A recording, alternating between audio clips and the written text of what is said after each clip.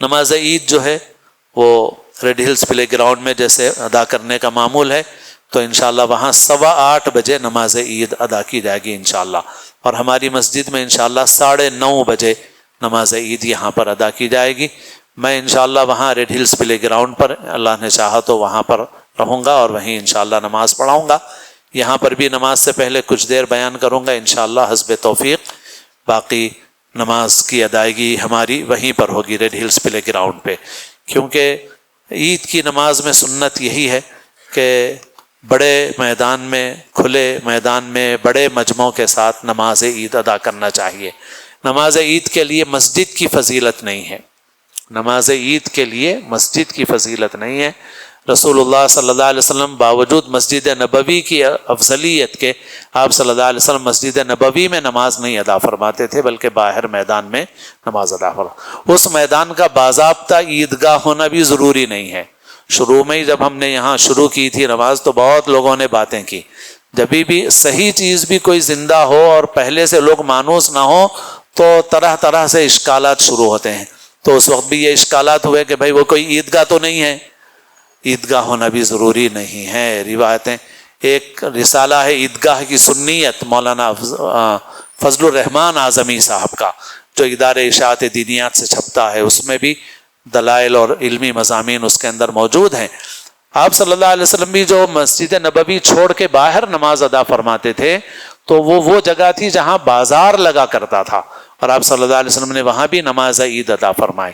تو اس وجہ سے مسجد کی افضلیت نہیں ہے، بڑے مجمع کی افضلیت ہے، اور اسی طرح سے اس کا باضابطہ عیدگاہ ہونا بھی ضروری نہیں ہے۔ عیدگاہ کے علاوہ بھی کوئی جگہ ہو اور کھلے میدان میں نماز عید پڑھی جائے تو وہ زیادہ بہتر ہے۔ اور نماز عید جو ہے، نماز عید ہو یا جمعہ ہو، یورپ وغیرہ میں بھی بعض اوقات مسائل ہیں، جیسے اب یو پی میں بھی ہو رہے ہیں، اللہ حفاظت فرمائے، کہ بھئی باہر نماز پڑھنے پہ کارروائی ہو رہی ہے پولیس کی طرف سے سخت۔ تو جہاں پر یہ مجبوری ہو تو وہاں پر 1 سے زائد مرتبہ جمعہ یا عید کی نماز مجبوری کی وجہ سے ادا کی جائے گی۔ باقی مجمع کو منتشر کرنے کے لیے کئی نمازیں پڑھنا یہ کوئی صحیح چیز نہیں ہے۔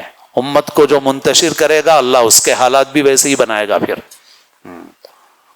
ہاں اگر ضرورت ہے، صحیح نیت ہے، اب یو پی ہے، یو پی میں مجبوری ہے، یورپ ہے، امریکہ ہے، یورپ میں امریکہ میں مجبوری ہے، اور اس مجبوری کی وجہ سے 1 سے زائد نمازیں پڑھی جاتی ہیں۔